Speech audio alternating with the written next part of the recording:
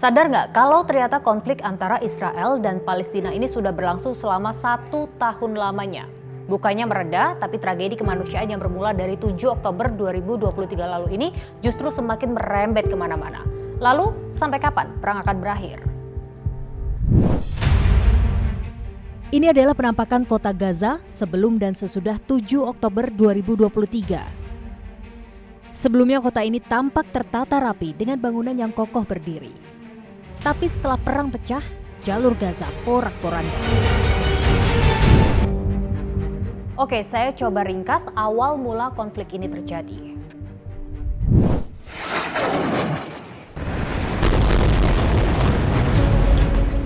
Tujuh Oktober 2023, 5.000 roket yang ditembakkan dari jalur Gaza menandai konflik Israel-Palestina.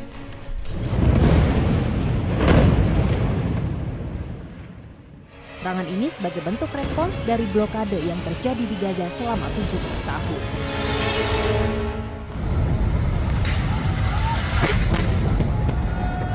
Tak butuh waktu lama, Israel langsung menyatakan perang. Serangan membabi buta diluncurkan militer Israel.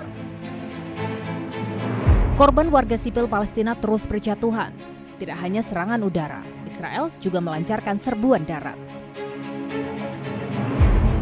Akhir Juli 2024, konflik Israel-Hamas semakin memanas setelah pimpinan Hamas saat itu, Ismail Haniyeh, tewas dalam serangan. Ribuan orang turut mengantarkan jenazahnya ke peristirahatan terakhirnya.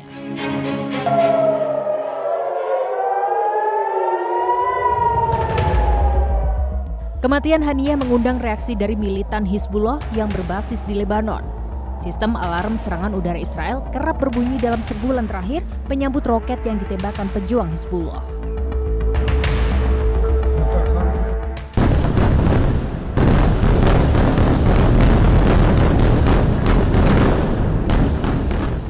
Israel tak tinggal diam.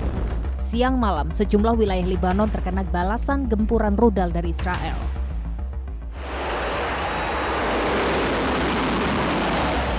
Eskalasi kian menjadi-jadi. Dalam beberapa hari terakhir, Iran turut menyerang ke wilayah Israel.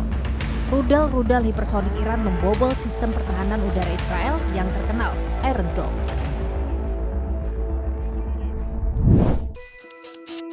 Sejak awal konflik ini, dunia sudah mendesak Israel agar segera melakukan gencatan senjata. Tapi kenapa perang tak kunjung berakhir?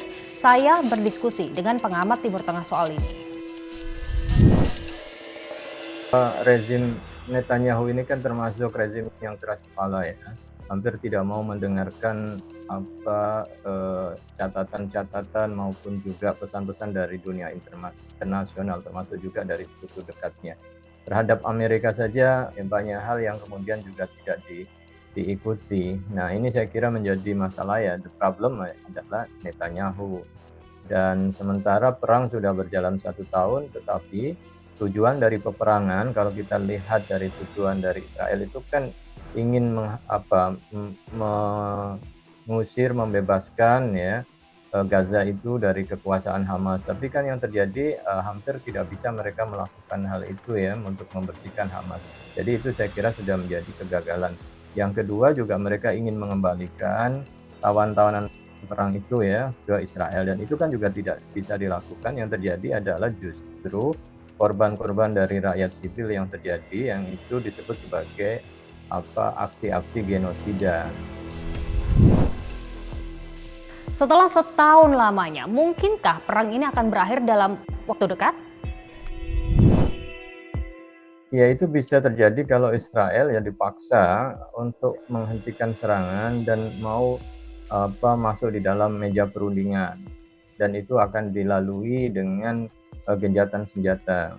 Karena resolusi PBB sendiri kan juga sudah menyebutkan, yang baru-baru ini ya dalam seminggu yang lalu juga menetapkan bahwa Israel harus meninggalkan wilayah pendudukan. Wilayah pendudukan itu kan di Gaza dan juga tepi barat, maksimal dalam waktu 1 tahun. Ini kan sudah menjadi sebuah warning yang harus dilakukan. Hanya saja yang karena rezimnya yang keras kepala, yang tidak mau melaksanakan itu semua, bahkan kan kita ketahui Sekjen PBB saja akhirnya dilarang untuk mengunjungi wilayah Gaza maupun juga wilayah-wilayah lain di Israel. Ini kan menunjukkan betapa Israel tidak mau bekerja sama dengan lembaga yang memang diakui memiliki otoritas ya di dalam mengatur dan menjaga perdamaian dunia. Nah, selain itu ya harapannya perang bisa berakhir ya kalau rezim Netanyahu ini berakhir gitu ya, sehingga digantikan rezim yang lebih lunak, yang orientasinya tidak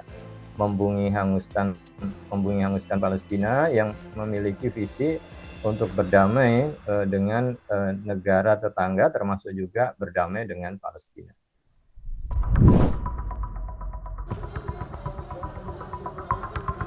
Hari ini tepat setahun konflik Israel-Palestina. Masa Bela Palestina di dunia menggelar aksi mendesak kemerdekaan di Palestina. Kecaman demi kecaman nyatanya tidak menghentikan serangan Israel. Sudah hampir 42.000 nyawa melayang dalam 1 tahun genosida di Gaza. Mereka yang masih bertahan memilih mengungsi ke negara-negara tetangga. Entah sampai kapan. Mereka harus bergelut dengan kecemasan dan ketidakpastian di masa depan. Terima kasih sudah diskusi.